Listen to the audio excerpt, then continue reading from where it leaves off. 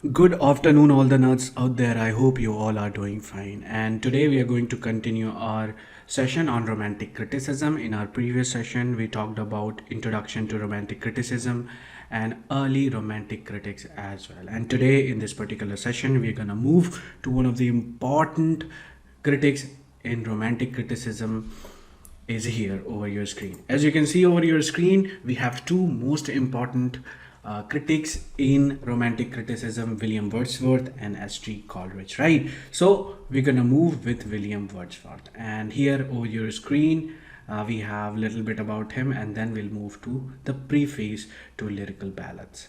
But first thing first, let's talk about this awesome English poet who was all about that romantic age vibe in literature.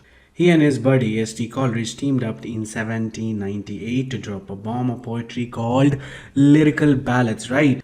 Now here's we'll talk about Wordsworth's early years.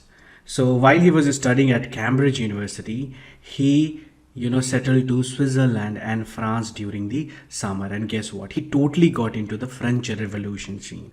But here's the important fact about Wordsworth that even though Wordsworth was scribbling poetry during his school days, he didn't publish any of it until 1793. So, talk about keeping your creativity under wraps, right? But anyway, now fast forward to 1795, where Wordsworth and his sister Dorothy hit the jackpot with a fat inheritance from a relative. They moved to Dorset and lived the good life. 2 years later, they packed their bags and headed to Somerset near their buddy Coleridge, and who was a big fan of Wordsworth's writing. Now let's talk about Wordsworth's magnum opus, the Prelude. He didn't just write it once and call it a day. Nope, he kept revising and expanding it throughout his early years. It's like his personal poetic diary, a semi autobiographical masterpiece. And of course, his wife gave it to makeover and published it under a different name. It used to be called The Poem to Coleridge, right? But anyway, now on to one of the Wordsworth greatest hits like I Wander Lonely as a Cloud. This gem was kind of published in 1804 at Dove Cottage. And imagine Wordsworth chilling there, getting inspired by daffodils.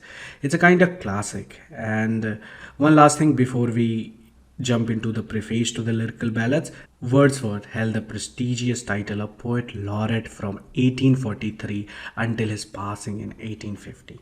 Sadly, he didn't live to see the dawn of a new decade because of his pleurisy took him away on April 23rd, 1850.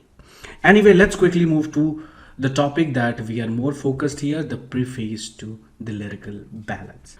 Alright, so this preface is basically an essay that came out in the second edition of Lyrical Ballad, like 1800 edition, right?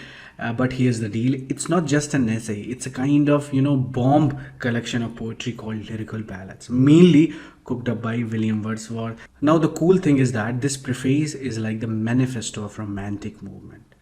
S.T. Coleridge and Wordsworth had a bunch of deep conversation and were super inspired to put this poetry collection together. But here's the interesting fact, guys. Out of all the poems in there, only four are from Coleridge and the rest are from Wordsworth. Coleridge was all about thrashing the fake and fleeting poetry trends of the upper crust and said, now our poetry is the real deal and will stand the test of time. He had this brilliant idea for a preface but never got around to writing it. So it was left to Wordsworth to write it up in the 1800 edition. By the way, he gave it a makeover in 1802. But hold on, there's some drama here. After Wordsworth wrote this preface, Coleridge was like, bro, I don't agree with some of this. And he made it clear through his own works like Biographia Literaria, and of course in his letters and essay. So yeah, you can say they had some differences in their views, but it wasn't a total showdown. By the way, I just want to mention four guideline manifesto in this particular, the preface to Lyrical Ballads, which are, you can see over his screen, that first, we have got this idea that poetry is at its best when it's all about regular, everyday life. Guys, we're talking about the stuff you see, you hear, and feel every single day.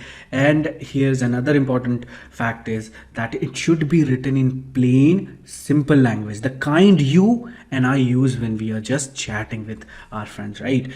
Now, on to guideline number 2 here. It suggests that forget those fancy words and complicated phrases. Poetry shines when it's written in the language of the people. So no need for a kind of complex language. Just speak from the heart. And guideline number 3 is that this is a big one, kind of. Feelings take center stage. In fact, they are even more important than what actually happens in the poem. It's all about the emotions. The fourth one is he's suggesting that think of poetry as this spontaneous burst of feeling. Like when you're hit kind of a wave of emotions and then later you sit down calm and collected to reflect on them. Right. So that was the 4 manifesto. Now we'll quickly move to the analysis of the preface to the lyrical ballads. Right. Over your screen, there are points that we are going to discuss one by one. So Wordsworth was all about breaking away from the fancy and often complex style of 18th century poetry. He wanted his poetry to be something that everyone could understand, especially the ordinary man like me and you.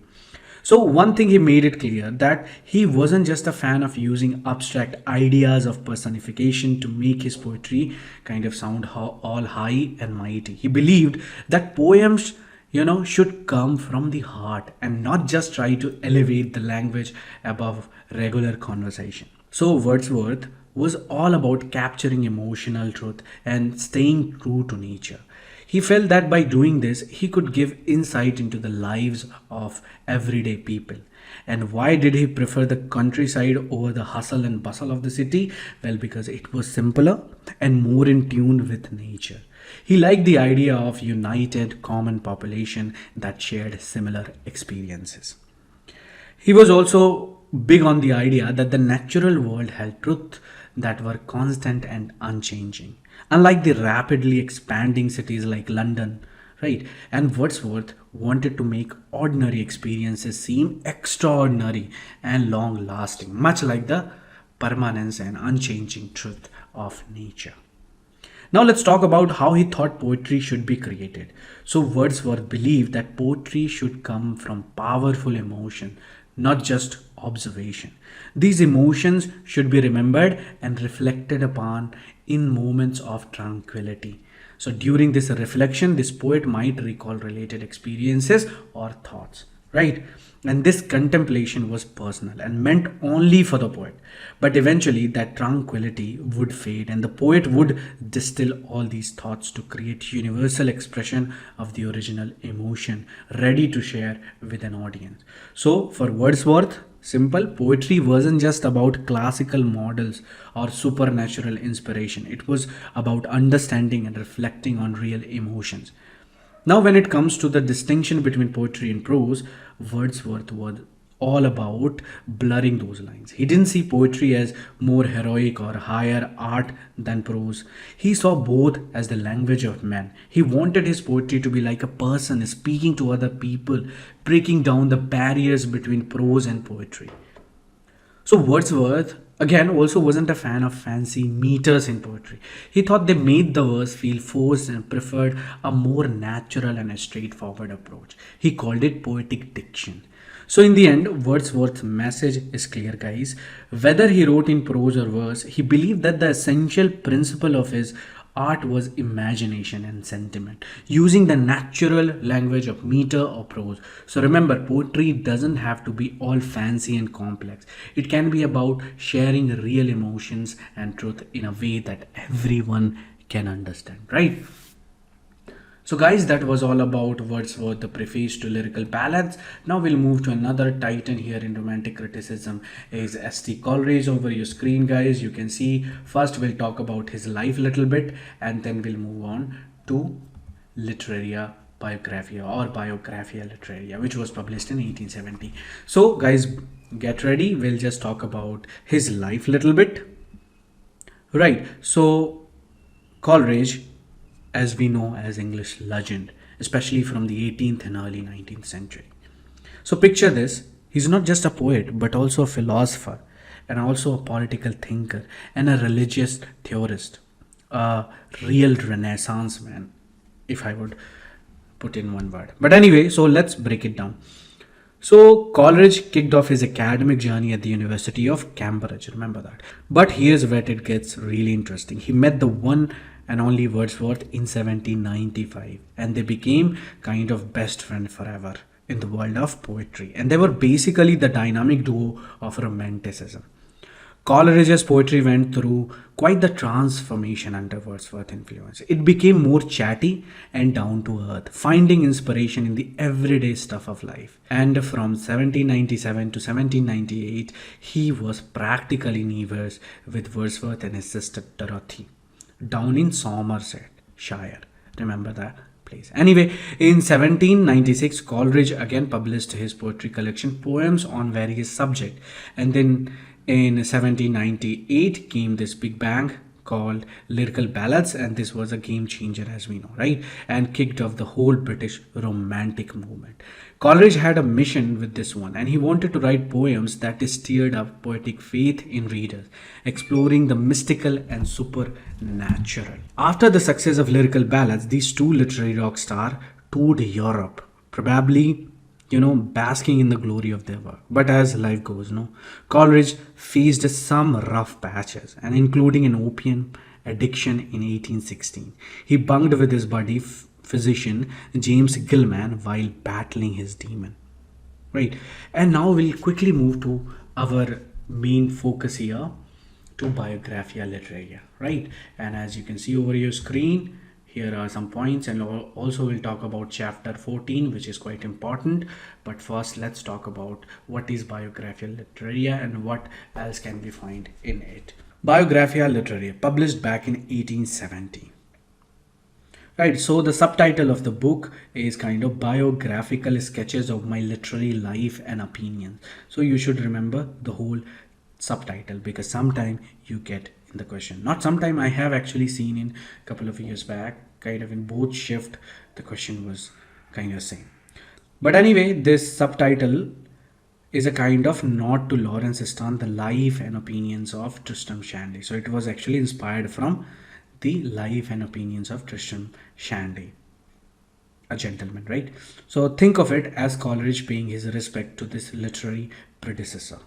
Now, when Coleridge was writing this, he had a couple of big influences in his mind. First, there is Wordsworth theory of poetry, and of course, Wordsworth was his buddy and a kind of fellow poet, and his ideas had a big impact on Coleridge's work. Then there is Immanuel Kant's concept of imagination as this powerful force that shapes things, and that was a big deal in the book too. And speaking of big words, Coleridge coined a term, Esemplastic, which was used by later writers like F.W.J. von Schelling and others who followed Kant's ideas, right? And it's a kind of fancy way of talking about how imagination can bring different things together.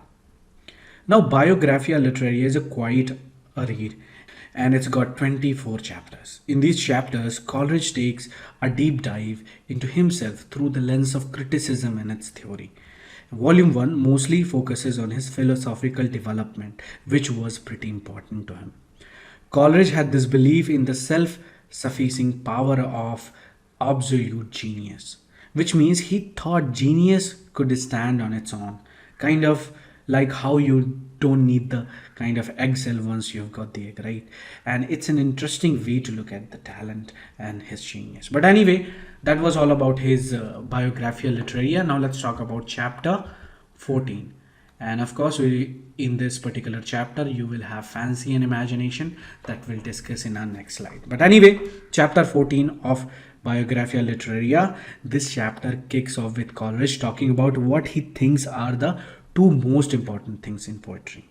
First off, Coleridge says that great poetry should make you feel things, especially by the staying true to the way nature works, and it should tug at your heartstring and make you connect with it on a deep level.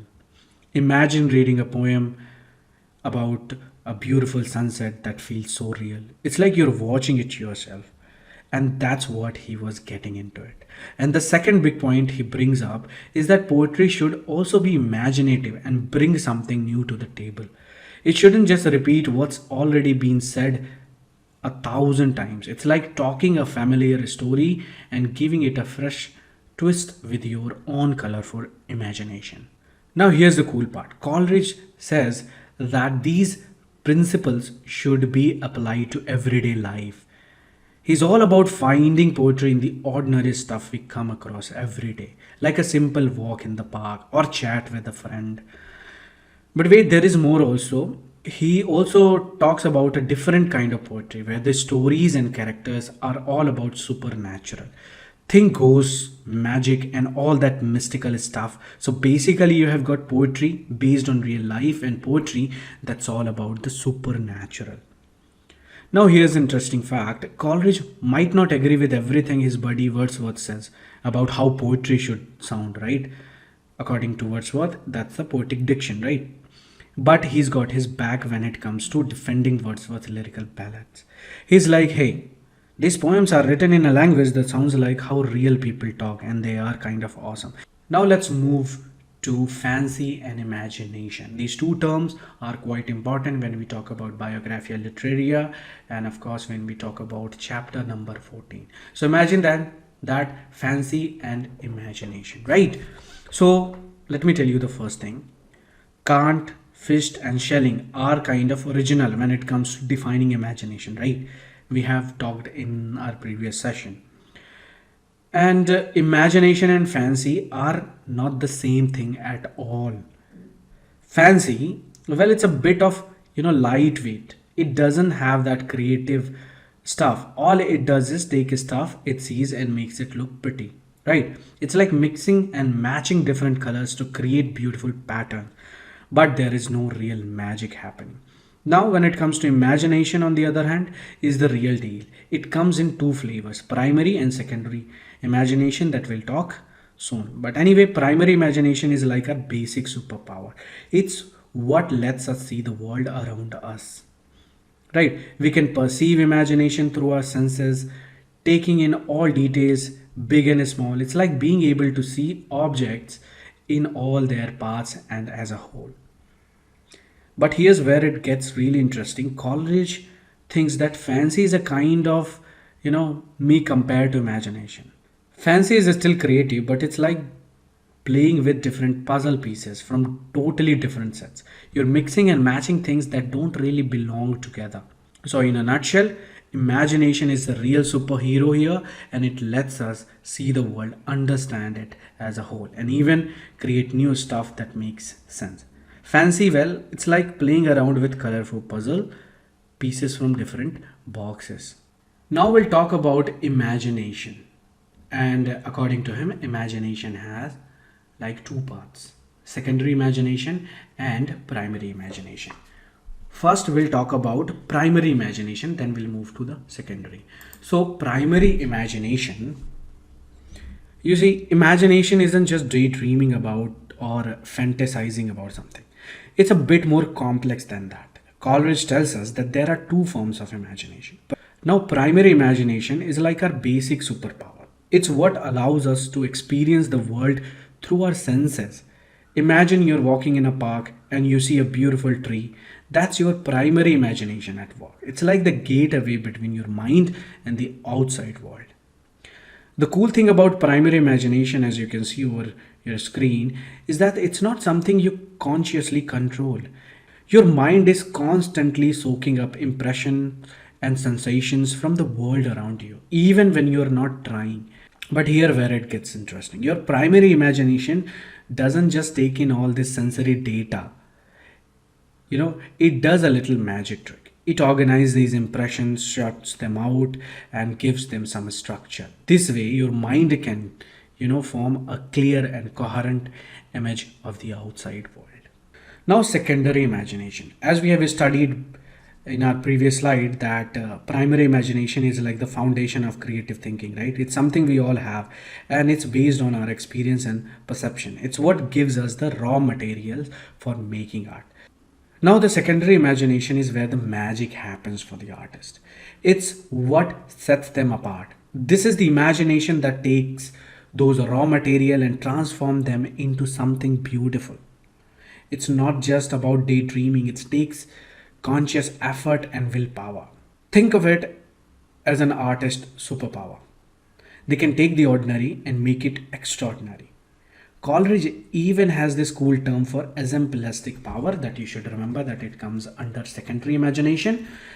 This esemplastic power is like shaping and molding things in the external world to make them shine with a kind of dreamy beauty that's never been seen before. And guess what? This secondary imagination is the heart of all poetic creativity. It's what lets artists, bring together things that seem opposite and create something new and magical. It's like a magical blending power.